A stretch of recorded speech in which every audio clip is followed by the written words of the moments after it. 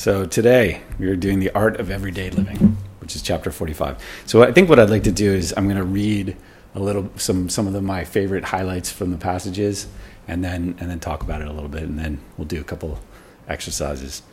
I'd like to, every time I read a chapter in this book, I'm constantly struck by how great all this teaching is. It's really, really good stuff. So I feel like in some ways to not read some of the passages to you is a shame, because they're well written and communicate some really good stuff. So I'll just start. Here we go. Vipassana practice brings an appreciation of art in the sense of artfulness, or how to handle ourselves in body, speech, and mind. As a result of shamatha practice, we develop a sense of being, and as a result of Vipassana practice, we develop confidence in how to be. Awareness practice is highly psychological. The appreciation of mind brings an appreciation of everyday life. I think that's important. The appreciation of mind brings an appreciation of everyday life. The tension of being mindful may be very light. Nevertheless, we are still placing a demand on ourselves. In contrast, Vipassana is based on appreciation. Nothing is hassling us or putting demands on us. Instead, we simply tune into the phenomenal world, both inwardly and outwardly. Through Vipassana, we begin to appreciate our surroundings in life, whatever they may be. They do not have to be good, beautiful, or pleasurable. In Vipassana, we are able to see the uniqueness of everyday experience every moment. We might be doing the same thing every day. We brush our teeth every day, we comb our hair every day, cook our dinner every day, but in that seeming repetitiveness becomes unique every day. In Vipassana, a kind of intimacy is happening with our daily habits, so that we go through the day. As we go through the day, our life is a work of art. That is why I call Vipassana art in everyday life. Vipassana now, right, being awareness, shamatha being a focus, and Vipassana being awareness in our lives. And he goes on to say, talks about aggression as an anti-art. Okay, so aggression kills that potential of going back. It prevents you from developing the patience to actually experience something. So we could quite safely categorize aggression as anti-art. The genuine artist overcomes aggression and impatience. And just want to note, you think about impatience. There's a heated quality to it, right? There's just a mildly aggressive quality to impatience, right? Because what is impatience really? It's like kind of like complaining in your head, like, oh man, when is this thing going to be over? This is just, where was I at? I was at a meditation teaching, actually, at another center from a guy who was came pretty highly recommended. And I started getting really impatient for various different reasons, but I didn't enjoy that. I was kind of not psyched about the teaching. I thought it was actually poorly taught. And I just started getting impatient, but there was two aspects to it. But anyway, the impatience, there was a little bit of aggression directed towards what I considered to be the source of my impatience, right? I think that's important to note, that impatience is an aggressive act. When your training and your discipline are inherent and you possess them completely and thoroughly, it is up to you. It is then up to you how you present them. It is the same with wisdom of the lineage. That wisdom is handed down to a particular lineage holder, but that lineage holder exercises his or her own authority as to how to present it to a particular generation. So the beginning of that, he's talking about when your training and discipline are inherent and you possess them completely and thoroughly. That's like talking about being an expert in something, in a way, right? And I think that can easily apply to any of what we do in our lives, right? We all have jobs or hobbies or whatever it is that we do, and things that we are expert in. And I think that's what he's talking about. And then he adds the part in about the lineage holder, which I think is an interesting.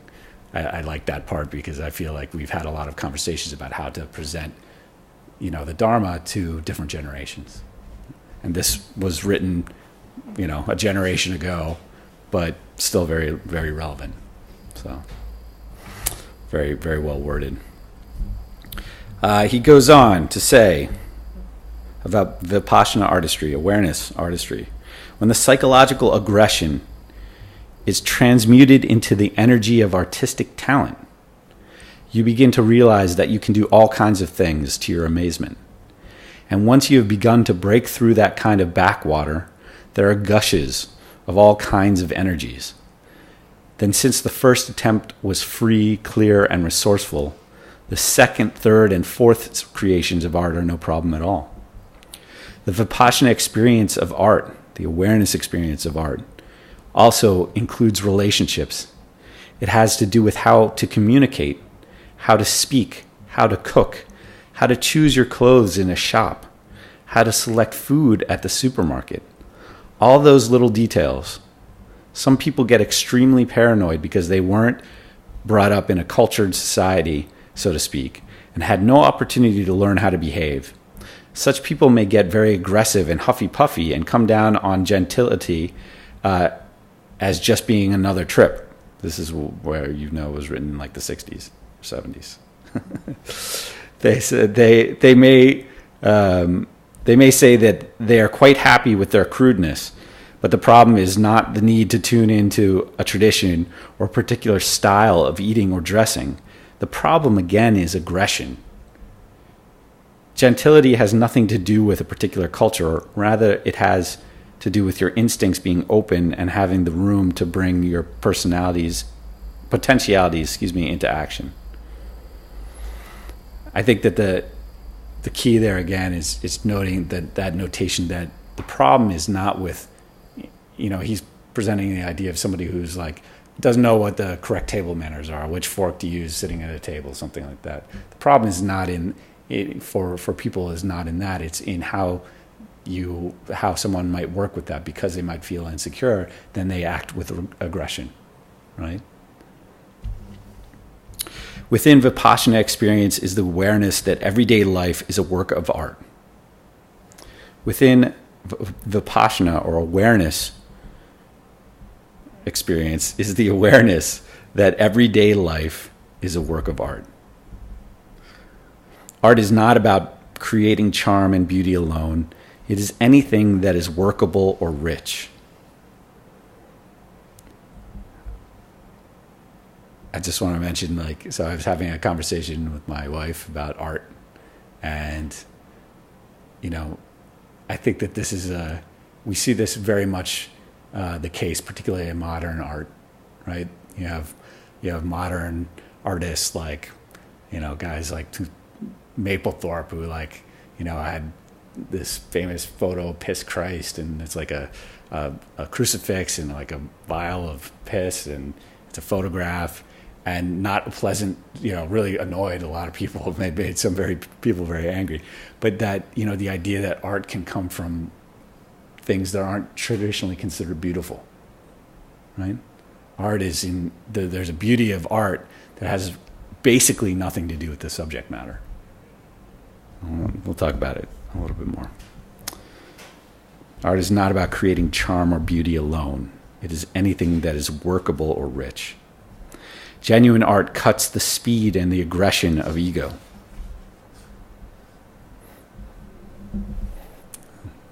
Those are the highlights. So,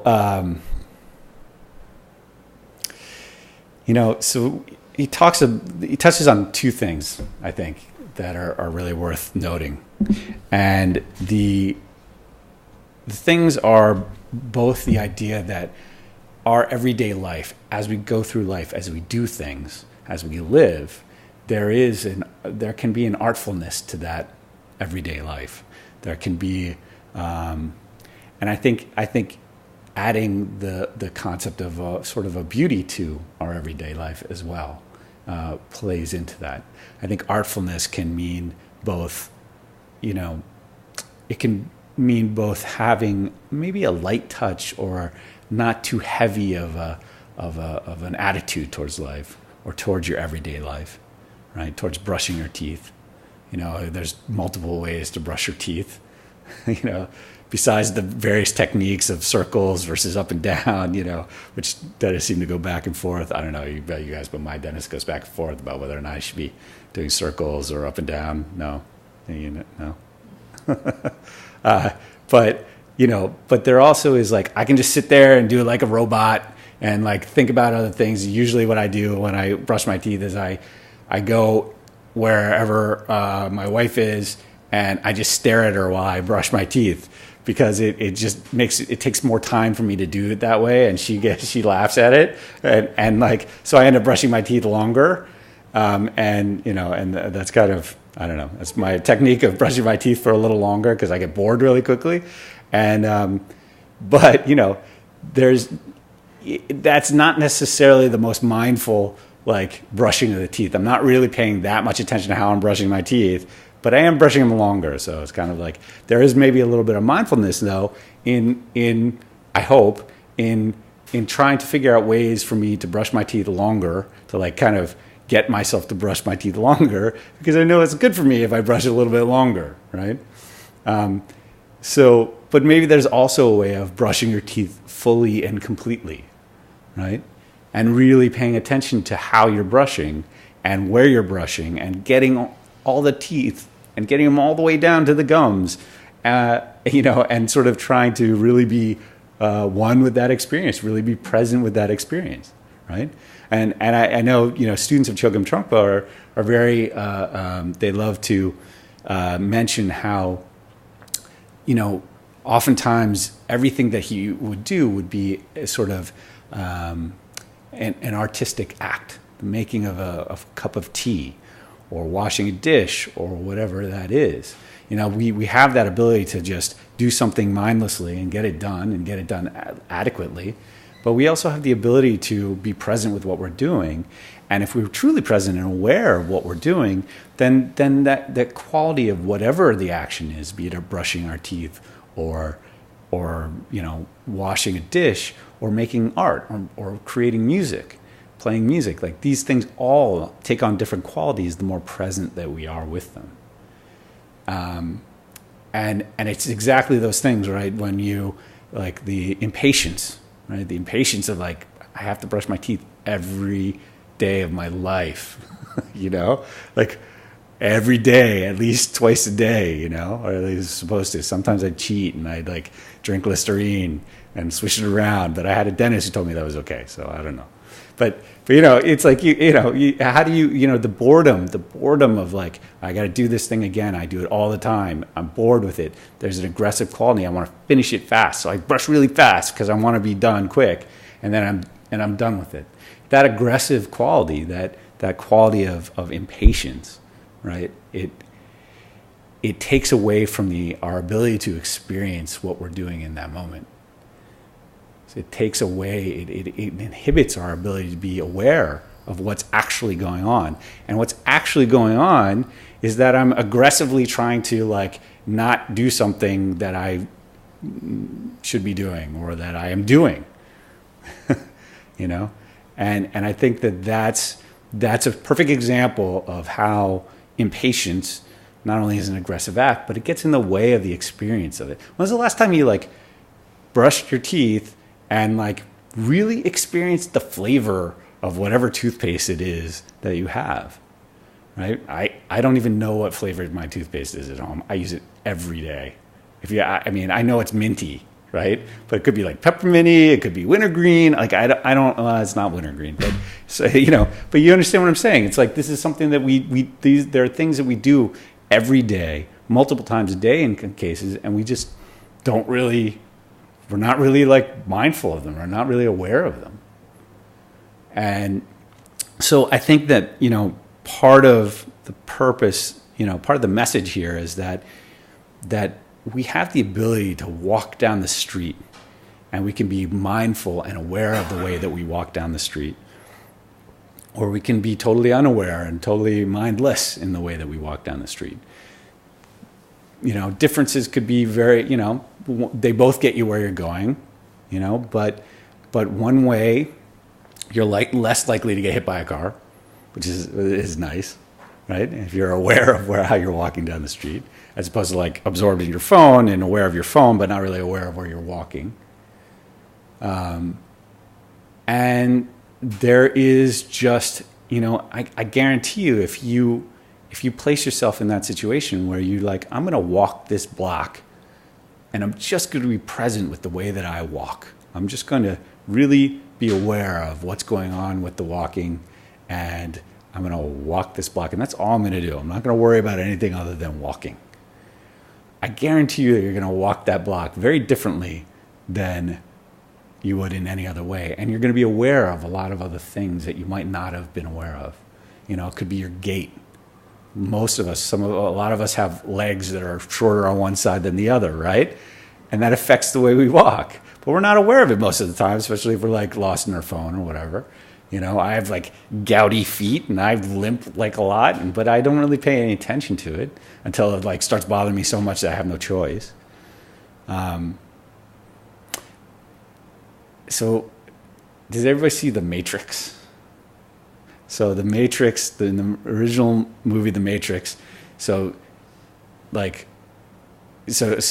Morpheus takes Neo back into the Matrix and into a program, and they're walking down the street, and it's like Morpheus and Neo walking against the stream of like, it's like the equivalent of like New Yorkers at rush hour, right? Who like just got out of the train. So it's like, 1,000 people walking at them, and Morpheus and Neo trying to walk against the stream, and like Morpheus is like deftly maneuvering through the crowd, and Neo is like bumping into people, and people are like, hey, like kind of like he has a really hard time keeping up with Morpheus. And sometimes when I walk down the street, particularly and honestly when I'm in a hurry, right, I'll walk down the street and I'm like, okay, I really need to get where I'm going. I'm running late. So I'm not gonna put away my phone. It becomes like a video game to me a little bit. I'm like, I'm gonna be totally aware of what's coming at me, and I'm gonna figure out what the best path is through this sidewalk, And guarantee whenever I do that, I'm like Morpheus walking through the crowd. Like I can thread the crowd and I can see, all these moving parts and where like the doors are going to close on me. So I have to go around to the other side. Has anybody ever done this?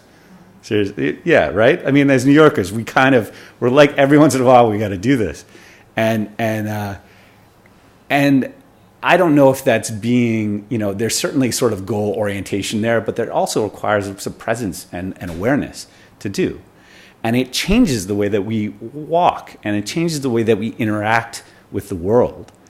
And the more aware we are, the more we can deftly respond and interact with the world around us.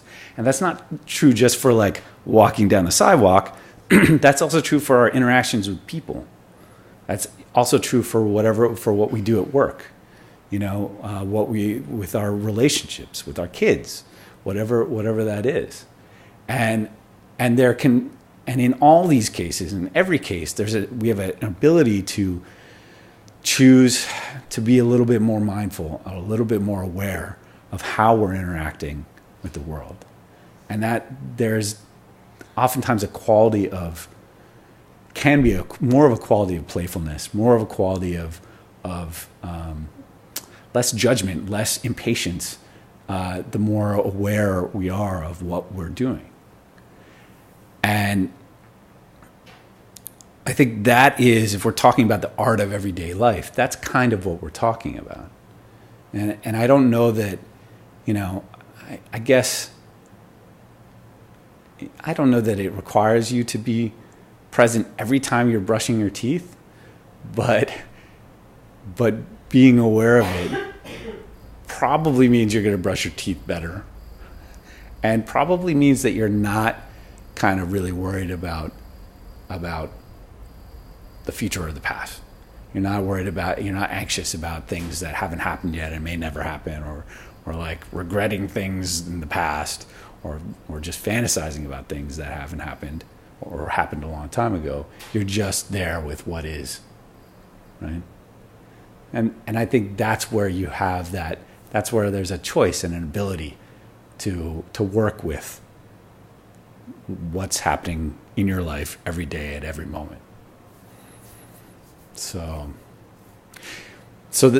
that's the one thing, one aspect of this chapter, and then the other aspect that he gets into a little bit is also about, talks a little bit about art itself.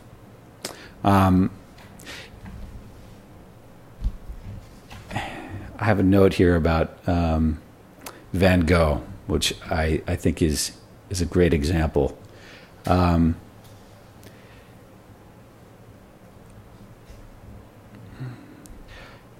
So going back to that, art is not about creating charm and beauty alone. It is about anything that is workable or rich. And genuine art cuts the speed and the aggression of ego. So I was a musician for a long time. I always like talking about this. For many years, and I wrote literally thousands of songs. I have thousands of recordings that I can play for you. And one thing I was lucky, I never really had creative blocks. I was very, very prolific. I always had the ability to like create stuff. Some of it was sucky, but I can create all the time. But one of the things that, I have found with the creative process, and there's, he's talking about this here as well, is when it comes to the creative process, there's not a lot of room for ego. In fact, I'd say there's no room for ego in a truly creative process. And it doesn't have to just be like art. It doesn't have to be just, visual art or making music or something like that. It's in any creative thought process.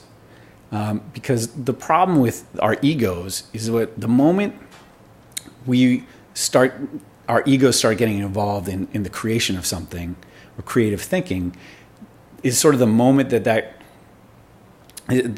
moment that we stop focusing on what the task at hand is or the endeavor is, and we start thinking about how other people are going to react to whatever our endeavor is, right? And so like the best example, and I remember I did this a few times over the years, and sometimes I would like come into the studio. For years all I did was music every day, all day long, and I would go into the studio, and for whatever reason, I'd be like, I'd be feeling inspired, or I'd be feeling like, maybe I'd be feeling insecure or something like that was probably a better, more accurate thing. And I would go into the studio and I'd be like, okay, I'm gonna work tonight, and I'm going to write the best song that anyone has ever heard. I'm going to write a song that's going to change the world, and it's just like going to be a big hit. I'm going to write the greatest song ever. And I sit down, and I'd like put my guitar in my hands, and I would write a crappy song. Mediocre at best. Every time I was like, I'm going to write an awesome tune tonight. And I did this a few times. I don't know. It's just something that happens. You're like motivated. Like, I'm going to do something great. I'm going to make a great work of art tonight. And every time it was mediocre. And I started to see the pattern. And I was like, maybe I should just not try and make great songs. Maybe I should just write a song and see how that goes, And I think that the reason that always was so consistent, that I would write crappy to mediocre songs when my intent was to write a great song, was because my ego was kind of getting in the way, right? The reason I wanted to write the greatest song, was not because I was just there to like emote and create something that really spoke to me. It was because some part of me was feeling like, no, I got to write a hit. I got to write a hit that will like make my career, or that people will love, and that'll get me attention, or it'll get me money or a deal or whatever it is.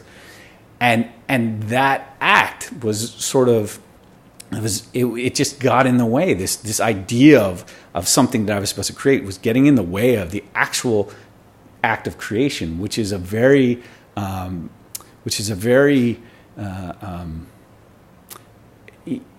think that the artist, when you're really creating art, you are more of a conduit of creativity than an intentioned sort of thing. if that makes sense. Like when you're, people talk about being in a state of flow. Like yoga folks love to talk about state of being in flow, and this is very true. It's like when you're in flow, there's not a lot of ego, or there's no ego there. There's no like, I'm doing a good job, I'm writing a good song, here I'm creating a good riff on my guitar. It's just doing it. And then when you look back and you're like, oh, that was pretty good. And that is, there is a, if you really want it, like from a psychological, like a Buddhist psychological perspective, right? Think about it. If I'm sitting there and I'm like, I'm going to write a great song. I'm going to write a song people are going to love, and it's going to change things for me, right? Which is never like exactly the conscious thing. But when you do that, there is an aspect of aggression. Even when I communicate it to you, I'm like, I'm going to write a great song. There's aggression there. And that aggression came from some sense of ego insecurity, right? I haven't written enough great songs, so I'm going to sit down and write a great song. And all that stuff does is get in the way of this, right? So I think that how do these two things connect? And I think the way that they connect is that aggression squashes creativity, and aggression interferes with your ability to be present, right? In whatever form that aggression takes, as it can be as cool or as minimal as boredom, and that the only way to really see things for how they are, and then to interact with them skillfully, is to be present and aware of them, whatever it is that you're doing. And it really doesn't matter. It's not like, and the reason I brought up Van Gogh, and John and I, we've talked about this in the past, which I think is, we both had the same idea about this. And it's like, if you've ever looked, if we can agree for a moment that Van Gogh is like, one of the greatest painters of all time, and very, an amazing painter. If you look at some of his works of art, it's not like every Van Gogh was a beautiful mountain landscape, or a beautiful woman, or a beautiful whatever. There are paintings, and this is true of all masters of painting, where the subject matter is like, it could be like a cat, or just, I don't know, a still life, or it could be like a chair, right? And not like some like ornate, throne from the 16th century. It's like a kitchen chair. Yet there's something amazing about the way that artists are able to see and communicate that chair, or that cat, or whatever the subject matter is, that it shows the beauty of things without the subject matter being subjectively beautiful, right? The subject matter almost doesn't matter what it is. And that, I think, is kind of what we're talking about, particularly on the art side of things here, right? It's the ability to see something almost without judgment, right? It's without our ego getting in the way, being like, I like that, I don't like that.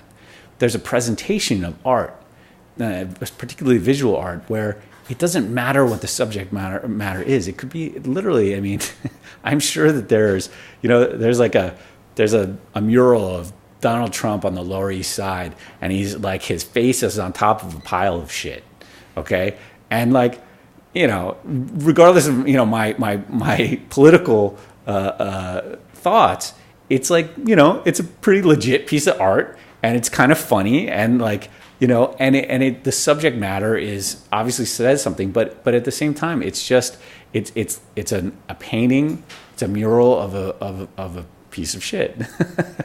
And yet it's art, right? And I can't think of anything that's like less appealing than shit when it comes to art, but like, yet it can be art, and it can be kind of beautiful in a way, right? So I think there's something to be learned there, not just for the creation of art, but there's something to be learned there for us as we sit and in a space, or as we walk down the street. And it doesn't mean that in order for us to experience beauty or to see beauty, that we have to look up at the beautiful sky because everything else around us is concrete, or dirty. There's beauty in the concrete. There's beauty in the dirt. But we have to be aware in order to see it that way. So with that in mind, what I'd like to do is I would like us to do a short meditation. I'm going to guide us on it, and we're going to focus a little bit on our hearing and a little bit on our sight. So we're going to do, it's really a shamatha practice. We're going to focus on our hearing, and we're going to then we'll switch to our sight. But as you do it, what I want you to do is think of this when you're listening. Try not to describe to yourself what you're hearing. If you notice that you're making judgments about what you're hearing, try and let those go and just experience what you're hearing. And the way I like to describe it, which was another teacher, Joe Mauricio, liked to describe it as, is when you're listening, try to listen like you would listen to a symphony. There's right now in any room, basically, certainly in New York, there's a lot of different sounds going on. Some of them more subtle than others. Fans, people talking, trains rolling underneath us, all this kind of stuff. And we can sit here and we can be like, oh, that's a train. Oh, that's a fan. That's water dripping on an air conditioner. That's somebody speaking. But what that's doing is that's like listening to a symphony. It's like listening to Beethoven's 6th or 5th or whatever, and then focusing on one instrument of that symphony. And it's like the moment you start focusing on that instrument, you're missing the rest of the instruments, right? It's sort of that focus excludes other things. So when we sit and listen, and when we sit and look, see if you can try and listen to the whole symphony of sound that's going on. And when you look, try and look at the whole artwork that is going on, not the individual brushstrokes. Because if you focus on the brushstrokes, then you're kind of missing the whole picture. And then the same thing happens when the moment we start focusing, be it on our sound or on sights, and be like, oh, that's wood, that's grain, that's knots in the wood, that's dirt, whatever it is, then we're missing out on the experience of what we're seeing. So just as we sit, we'll start, like I say, with our eyes closed, and we're going to start with our hearing. Just try and experience what you hear as a work of art, as a work of music, without describing it to yourself as a work of music. Okay? All right. So, straight back, you can start with your eyes closed. And actually, before we go to our hearing, since we have our eyes closed, just check in with your posture. Check in with your body. And notice the feeling of your body as you sit. Make sure you're balanced. Your head is balanced on your spine. You should be relatively comfortable. And do a quick check and see if there is any parts of you that are holding tension. And if they are, just notice that part, that body part, and relax it. Relax into that posture.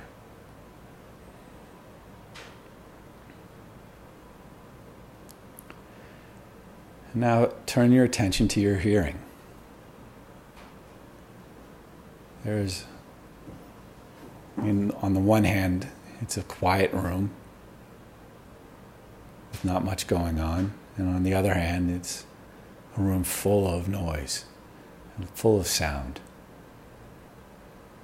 Your ears actually are capable of noticing all sorts of things that are going on. And just try and be aware of that. And again, it's an all-inclusive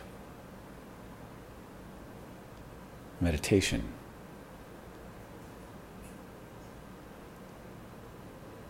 If you find yourself having commentary on what you're hearing, be it the sound of my voice or something else, just notice that and let it go, and bring your attention back to your hearing and back to the present.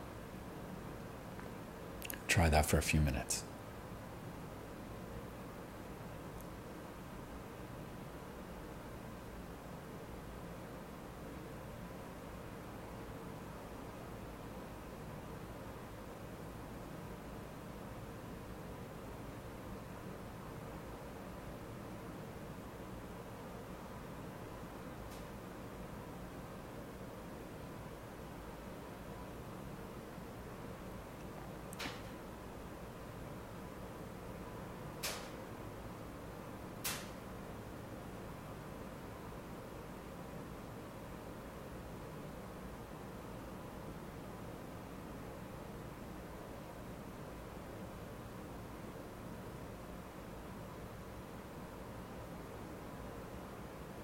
And if you find yourself thinking things in your head, having a conversation, just let it go and bring your attention back to your hearing.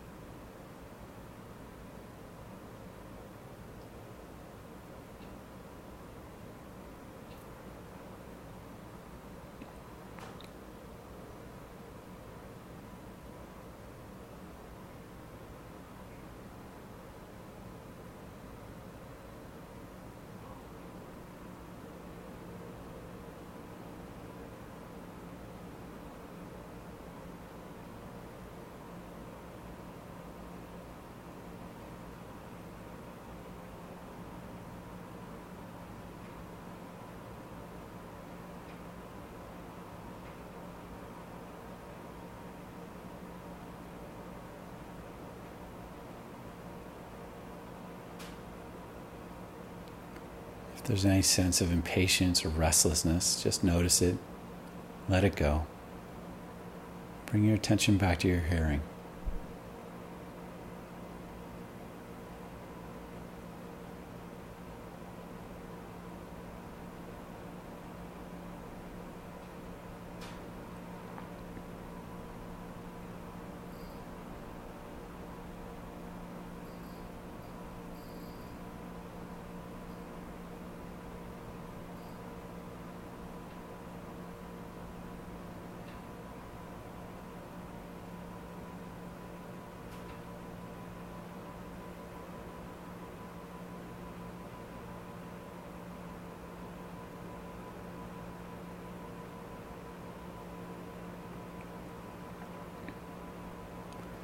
When you stop trying to single out individual sounds,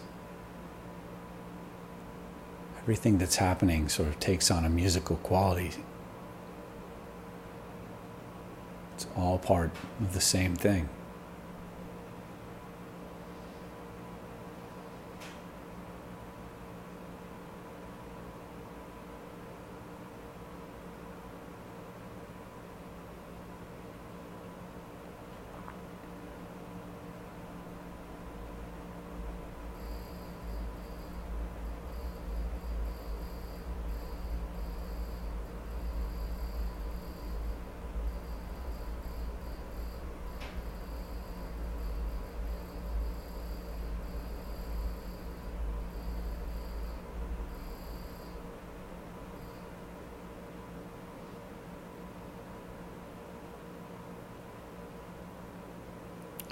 Okay, and as you're ready, you can open your eyes.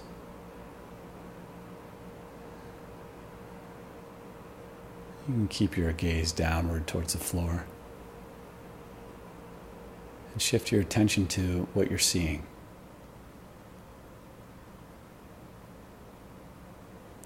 And it's the same thing. See if you can be aware of what you're seeing without having commentary on it. Just to experience it. Just to be open to what your eyes are showing you.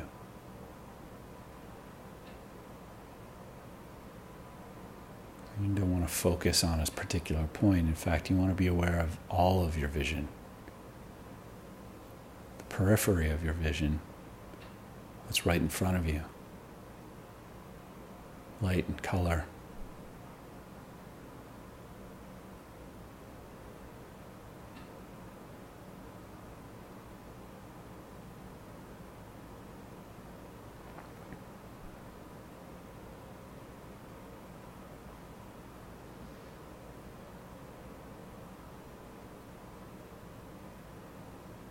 There's a quality of vibrance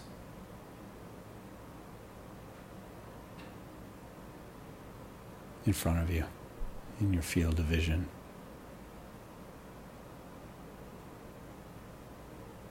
Maybe that's a quality we would miss unless we're calm and open enough to see it.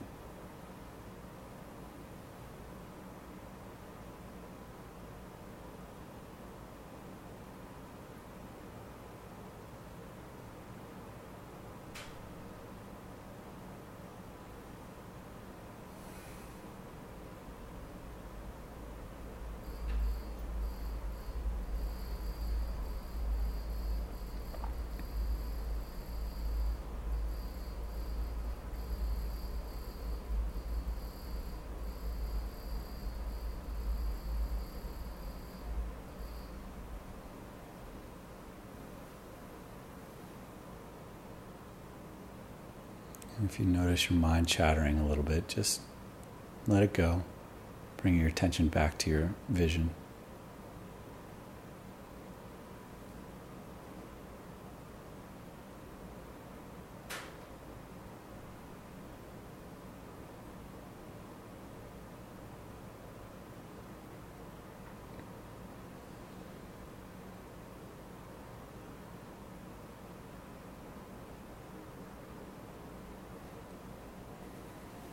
Okay. You can relax your posture. Does anybody have any comments on that? Is it easy to do? You find yourself, what do you find happening when you try and listen or see without commenting on it or describing it to yourself? Is it possible? Listening is much more easy to me. And I really like the idea of the symphony of sound. I think I've always done that when I meditate without even realizing it. It's just a sense of presence, vibrations. It's almost like, I don't know, when I feel the train passing underneath us and this really low vibration and rumble, like there's almost like, I feel like it's almost like the drama of like a Beethoven symphony, like you know, like, I don't know, kind of beating on the timpanis or something, you know, thunder from you know, Beethoven 6 or something, I don't know. It also depends on the setting. I mean, you get a cacophony of like really built underground. Sure. Or something. Or the what? Is it on? Is it on? Yes. It also depends on the setting. Like it could be a total cacophony of like early Velvet Underground music or Miles Davis, which could be like a car crash at times. Generally speaking, it's usually peaceful. It's not insane. Yeah. This is actually one of the reasons why I recommend to everyone to meditate in Times Square, because it's such a cacophony of stimulation and stimuli and just so many different sounds happening all at once, and so many, the visuals are incredible, you know, and learning to work with that and realizing that it's actually no more than it is here in a way. It's a little richer, and there are more things that want to pull your attention, but it's still just an experience of your hearing and an experience of your sight and feel and all that. I think if I attempted that, I would have to start off with my eyes closed first. Yeah. ease into it. Mm-hmm. Yeah. Anybody else have any thoughts? Anybody? Yeah. For the hearing piece in particular, I had the sense that I could just become totally lost in the sound of the room, like forever. At some point, everything becomes so interesting, and really just block it out most of the time. You know, I feel like that. You know, when you are able to remove some of the chatter in your head and the conversation and the judgment or whatever about what you're hearing, you're, in my opinion, you're hearing like a musician does. Particularly like producers and engineers, when you really, what you do is you hear sounds and you can just, you can hear the musical quality to all of them. There's nothing that's not musical that we hear, you know? And the only way to do that is not to be chattering, like fixating on something and then like describing it or like judging it, you know? Yeah. I find when I'm meditating at home, actually, the ambient sounds actually help me to be present without interrupting me or distracting me. They actually bring me back to where, you know, as part of it all. It actually stops the noise in my head. That's you know, when you're meditating, things will jump out at you that are happening in the present, and they will naturally grab your attention, and that's totally normal. Yeah. And it means if you're paying attention to something that's happening right now, you're not paying attention to a story that you're telling yourself in your head.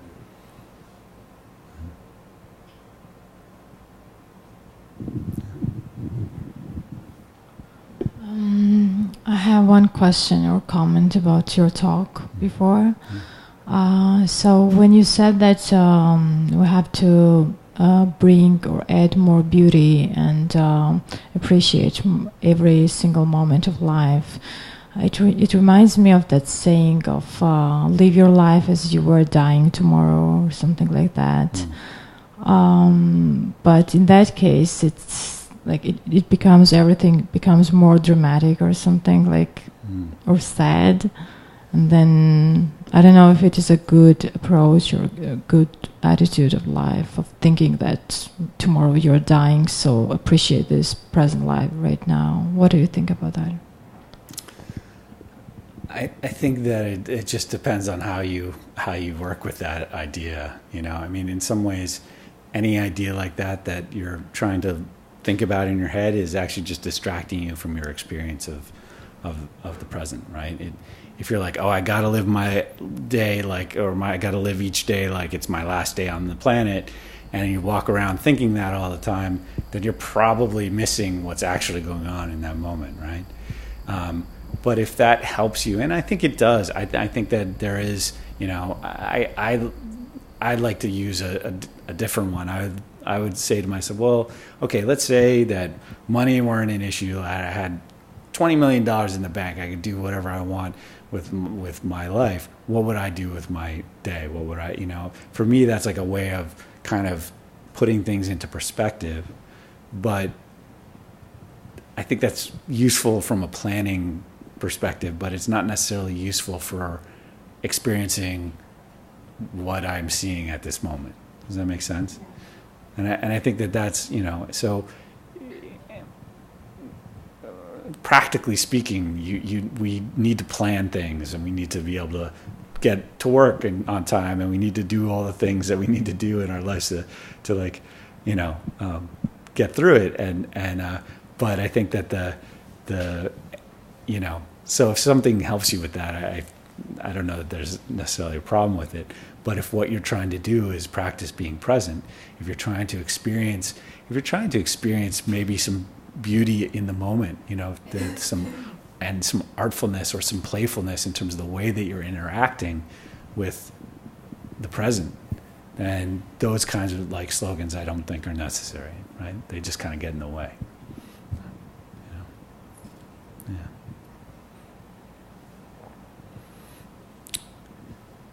Yeah. So we didn't do Tonglen, so I want to do that before we end. But I had another thing I wanted to do, and I know so what I want to do is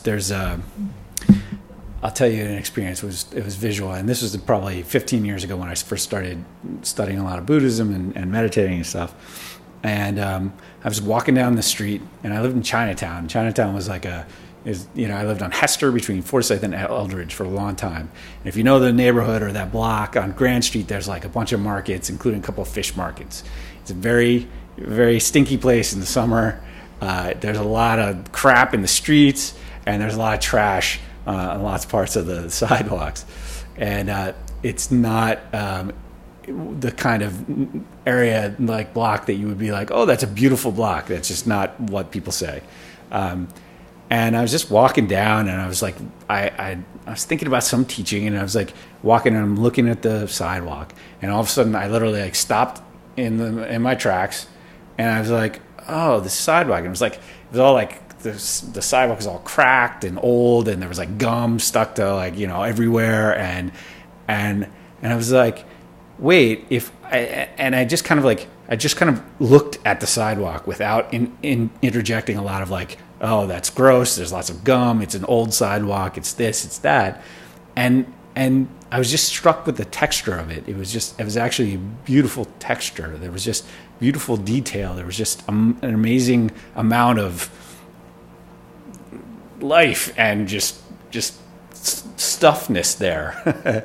and I'll never forget it, because I realized at that point, and it's not like I realized at that point that there's just this inherent beauty of sorts that doesn't have to do with the sidewalk being beautiful or like oh, what a pretty sidewalk. But at the same time, it really is. It really was. It had an amazing beauty in and of itself, right? And it had nothing to do with like whether I liked it or didn't like it, whether I liked the fact that there was gum creating dark spots, on the sidewalk, and I feel like that is the kind of thing that we can access at any time in our lives, right? You can sit, and instead of judging, being like the push-pull of like, I like this, or I don't like that, you can just experience something, what it is. So what I want to do is I want us to do two things. I want us to pair up, and then I want each person to describe something you've experienced that people would not normally describe as being beautiful or interesting or anything like that, but maybe something that you've experienced that you found that you had a moment of being present. I mean, it could have just been meditating a minute ago, or maybe some other time, if you can think of it in your life, where you just came into contact with something that normally people would not think of or describe as a beautiful thing, and you saw some beauty there. It could be in a person, it could be in a thing, whatever it is. And I want you to tell your partner about that. Okay? And then the second thing is I want you to describe something that you understand maybe better than other people. Something that you work with, something that you are intimately familiar with, that other people don't necessarily, unless they too are, maybe very well versed in it, professionals, or in whatever the field is that you do for work, or whatever your hobby is, or a piece of art or a piece of music, something that you understand and that you see beauty in. It could be beauty in a mathematical system. It could be beauty in, for me, it's like beauty in marketing for real estate. I can like show you like a font that, like an old typewriter font that like some real estate agent uses, that I think is an amazing, typewriter font, because it's created by a computer, but it looks like it was like from an old typewriter, but it's not too exaggerated. It's not too clean or even, and it just creates this amazing visual presentation to grab people's attention. This is an example of of something that I feel like I appreciate that other people wouldn't necessarily, unless you gave it some context or you understood it a little bit better. And there's beauty in the markets and all kinds of stuff. So just, is there anything that you are expert in, or something that you work with every day where you can see some beauty in it, something interesting, or something that you appreciate that the average person wouldn't, and then explain it to you? No. Well, so in the first case, I'm trying to say, like, can you give an example of something that anyone can experience just if you're just present with it, right? Could be like a sidewalk or a floor, or, something that you've experienced. And in the second case, what I'm trying to see is there something that you are more familiar with than the average person, that maybe you see things a little differently than other people do, right? In the sense that, like, I find that if you are engaged with something on a regular basis, like if you work is the thing that comes to mind the most for me, but a hobby could be that as well. It could be running or whatever it is. But something that you do that you've noticed an appreciation for, that you feel like other people wouldn't unless they did it as much as you did. Does that make sense? I don't know if I feel I have it. Yeah? So I'm trying to think of the best ways to. I feel like it's kind of. There are a lot of things that when I talk about real estate with other real estate folks, there's a lot of things that we can appreciate together that is harder for somebody who doesn't focus on real estate every day to do. So I don't know if it could be like, is there any, like teaching the Dharma, maybe, like, I don't know, I kind of feel like there's a great appreciation. I have a much greater appreciation, having now taught the Dharma for a few years, in how much I learn about the Dharma that, by teaching it, that I wouldn't really have experienced, that I wouldn't really be aware of, if I didn't teach it and I wasn't familiar with the dynamic between the teacher and the student, if I was only on the student side. Does that make sense? What is the relationship between that and the question? The relationship is that I think that the more present you are with something, and I think that when we work with things, right, day in and day out, we gain an appreciation and an awareness of whatever the subject matter is that we work with, that sometimes exceeds other people's awareness of that same topic because they don't work with it daily or regularly. And so I'm just wondering if we can communicate that awareness of this particular thing that you might not usually have appreciated as being something interesting or beautiful, that because you work with it every day. Does that make sense? Yeah, maybe I hope I'm explaining it well. So, and if you can't come up with anything, that's fine too. But can we do that quickly? We'll do a couple minutes and this person listening, who the other partner is, all your job is just to sit and hold space for the other person. You're just listening to hear what they have to share with you, and then we'll switch. So we'll do like 2 minutes for each person, or 3 minutes for each person. Yeah. No, you can leave. It's fine. And it's usually better if you team up with somebody that you're not married to or anything. All right. So you guys can talk about it later too. Yeah. What's up? I don't think that would be an issue. Yeah. Okay. So maybe, do you guys Becca, you mind teaming up with Rochelle? Awesome. All right, I'm gonna time it. We're gonna go 3 minutes. Oh.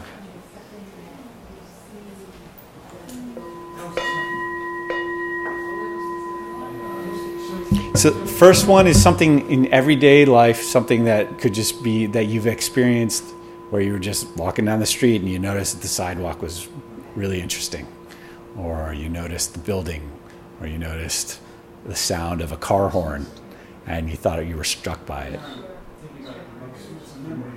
Yeah, yeah, it's a memory.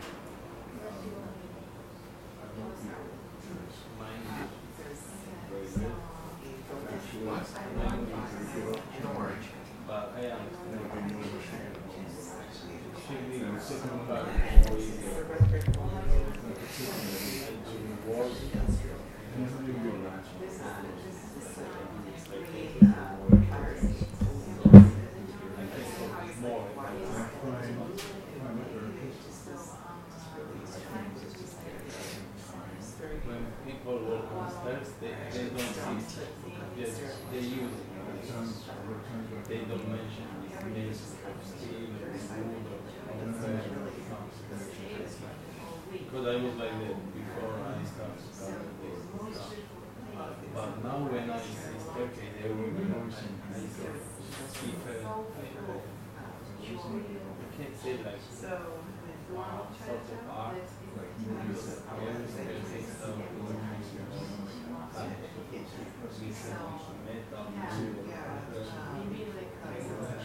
shapes, eyes, for me, and I want to share this experience.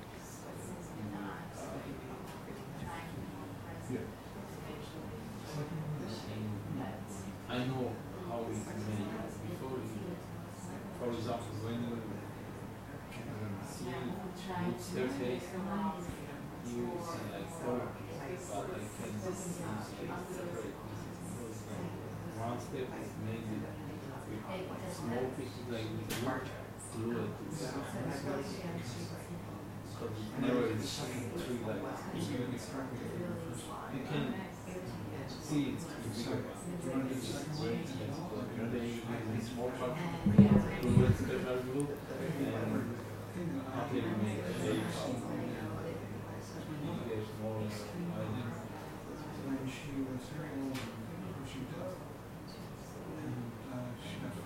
or using pen for use whole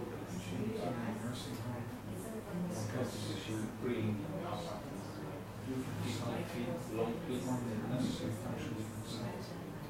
that you can put in elevation, so it's always small pieces of the connected together, welding, sanding, and laying.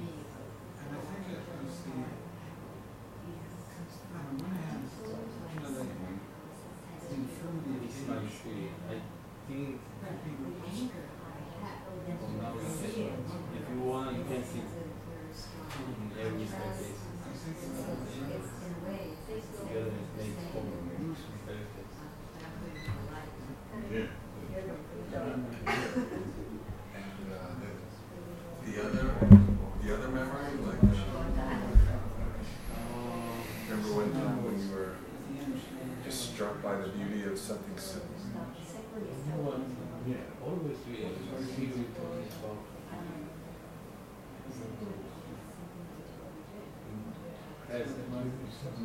Actually, I'm a very visual person, and I can say 90% I'm always aware with my I never. Would I just think of you saying If I'm doing something probably sharp, I knew it's 100 times ready, maybe I read losing thought. But for example, if I walk, I always I see everybody's face, I see small details, I see all picture. Okay, if you haven't already, switch. Get ready to switch. If you're already switching, it's okay. Keep going. But we're on the. Please move to the second person talking. Finish up whatever you're saying. Okay. All right. Okay. We're halfway there.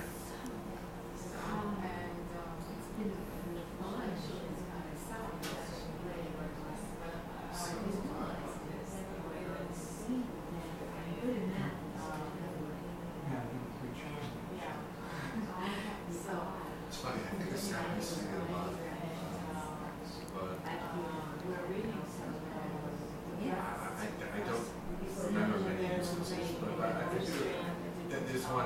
memory that's come to mind. One time I was living in Prague and a friend of mine was visiting. We went for a walk and we found this abandoned train station. And we just decided to sit there and talk. And we were just enjoying each other's company. And the sight wasn't particularly beautiful, but it was beautiful at the same time. There was all this overgrowth and the rusty rails. The concrete falling apart. Everything just had a little something beautiful about it. It's like I realized I know.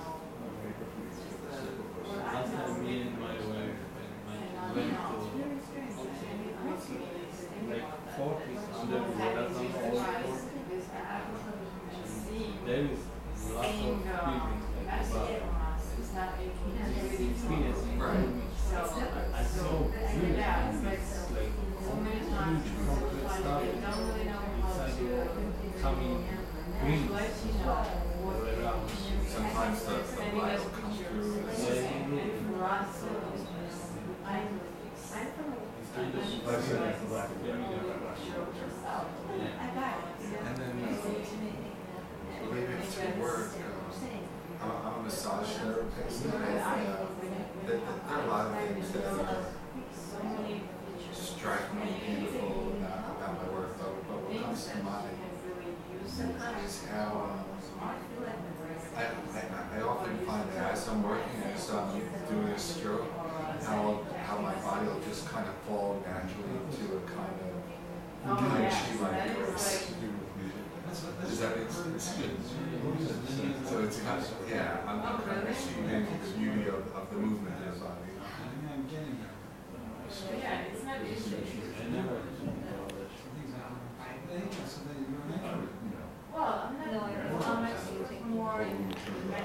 Okay, start to finish up.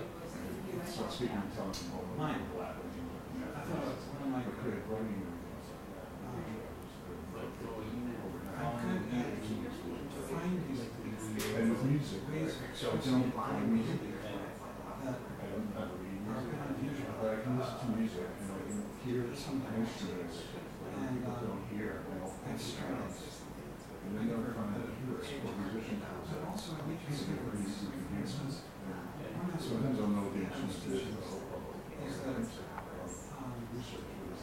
when you see the world, so it's not without veil. No, this is a relatively new career for me. I've been doing it for 6 years.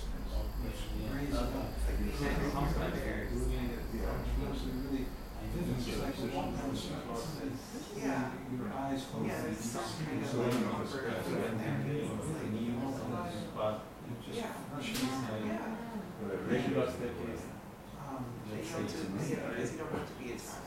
I should do a little coaching, by the way, so I can relate to what you see. Like, you just specialize in staircases. That's all. It's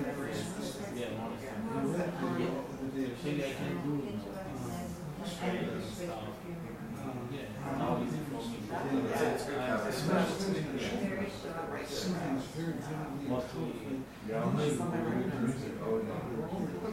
I work with metal. I'm not going to I don't it's good in China. It's also in America. I've seen it so It's almost like there's so much beauty in wood. There's different grains of different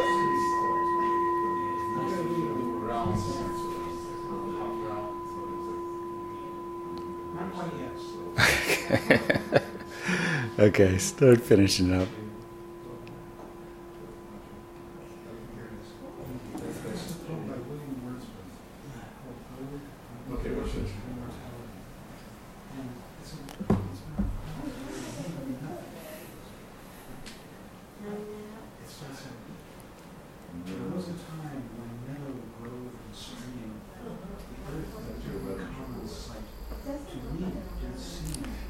This is always the way. We get so into talking about these things, it's hard to stop. It's all about connection, I think. Sharing, opening.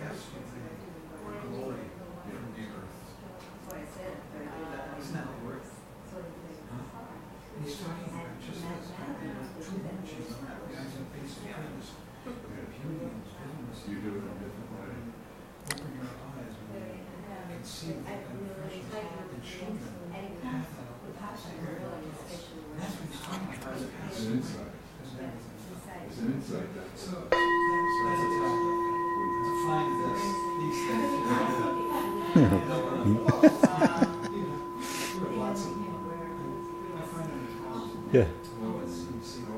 Would you like the mic? Yeah, so I think before we end, I just wanted to see if anybody had questions or any comments on this. What's interesting to me is I noticed I probably should give it like a title. To, it should be like, find, something special and, beauty in everyday life or, something like that. But so how was it? Did you have a question or do you have something you want to comment? Is it on? I have a comment. I have a comment on the brushing of the teeth. Just like an insight.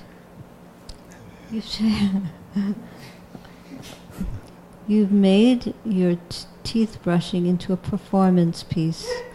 Yeah, that's a good way of looking at it. Yeah. And well, I know you're a Leo, and Leos, represents the stage and performance. So, active audience is your wife, and so now you've made teeth brushing into a performance piece. Captive audience. Captive. And it does coincide with me not performing on stage very much these days. So I guess I'm looking for a captive audience anywhere I can get it. Yeah. So that makes total sense to me. Somehow it appeals to your inner being, of performing. And I don't know, not much needs to be said about it. Just an insight. Oh, thanks. I also wave, so I brush and then I wave. Yeah, I go like this.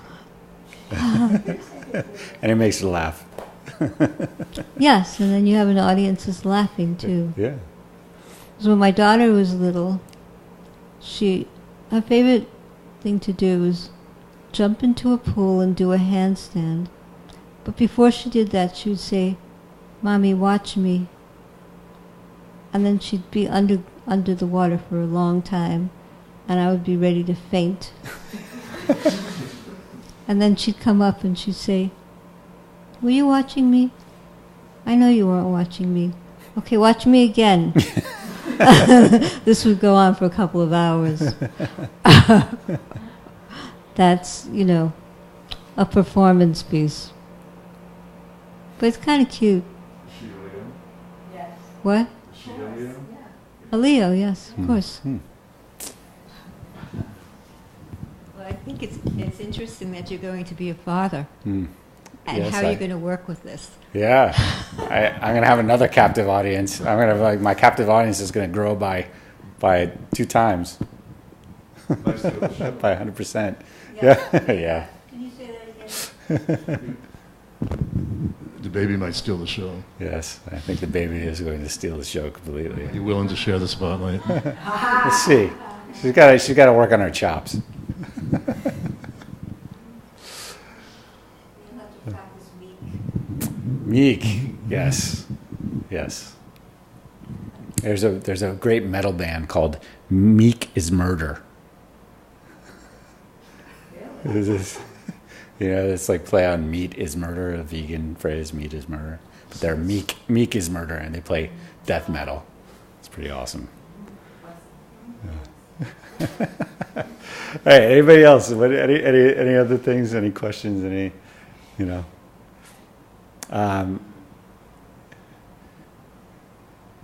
So what I'm thinking is, I challenge you guys to, on your way home tonight, see if you can be present with some part of your journey, on the way home, and maybe see it a little bit differently than just getting from point A to point B. But see if there's anything you can come up with, or you can be aware of that you're not normally aware of. And the way to do that, obviously, is just be present with whatever it is you're doing, or where you're going. So I'm going to try and do that too. All right. You're not alone. I'm not alone? Yeah, when you walk home. Yeah. When you talk to someone, in my case with him, and then you don't really pay attention to it. And it's What? kind of thinking, because you're just talking instead of thinking, and you're losing the present. Well, maybe, sometimes I know that, like, for me, there's times that I'm more present with the person that I'm talking to and not, So maybe in that case, it's a matter of being present with whoever you're talking to. Especially when you're in a relationship, maybe with somebody and you've been with them for a long time, it becomes very easy to be distracted when you're talking to them. So really being present. So let's just close out with a little bit of Tonglen for Bernie Glassman, right? Sensei Bernie Glassman. So Tonglen, in case you are not familiar with it, is the practice of sending and receiving. It is a compassion practice. So we are going to take in suffering, and we are going to put out compassion. And the way we visualize that is by we take in the suffering of, it can be our own suffering, it can be the suffering of the people around us or someone specific, it could be the suffering of the world. It's sort of really up to you.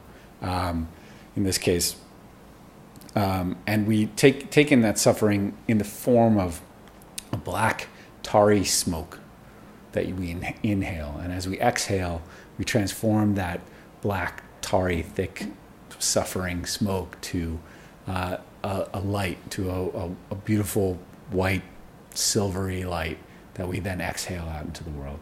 So we're going to breathe in the suffering, exhale the compassion, breathe in the dark tarry smoke, and exhale white light, silvery. I like to visualize my light as silvery white, sparkles, like lots of sparkles. All right, so we'll start with just a minute of regular shamatha vipassana, and then I'll guide us through the Tonglen.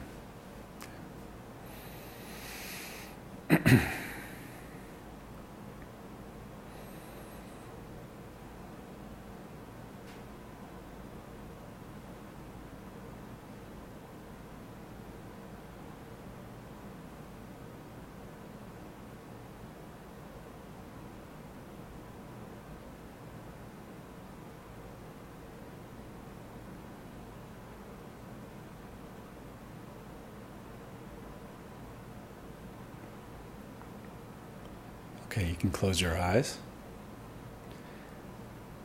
And with each breath in, you take a slow, deep breath in and inhale the suffering of the world around you, or an individual, maybe for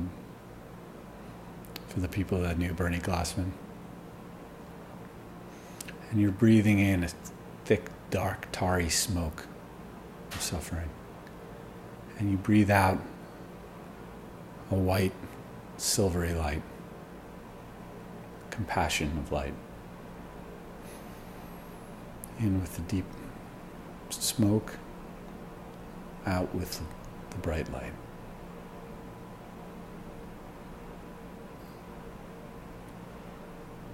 You can think of it as the smoke of suffering that surrounds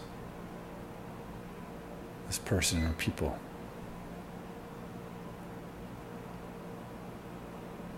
And sending out a silvery white light to those people that are suffering.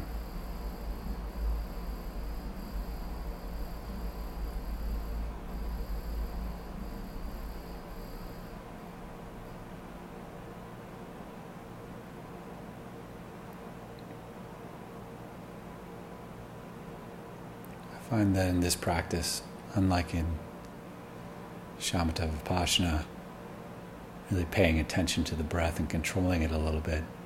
Intentional breath. Breathing in the dark, thick smoke, black smoke, and intentionally exhaling a white, silvery light.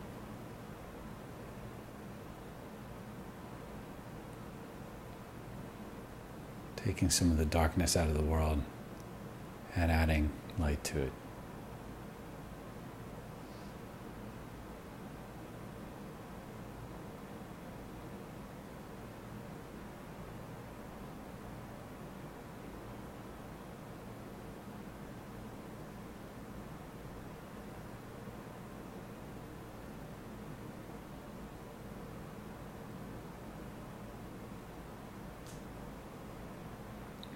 As the smoke hits your nostrils, it transforms into a white silvery light.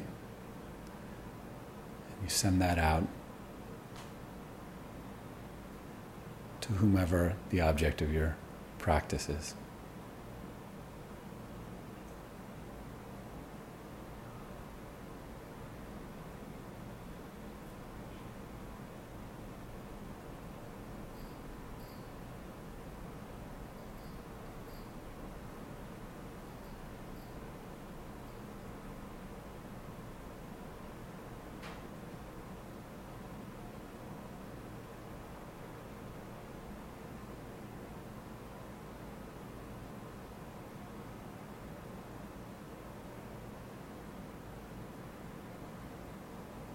And you can open your eyes and let go of the Tonglen practice. And just bring your attention back to the present, your awareness back to the present.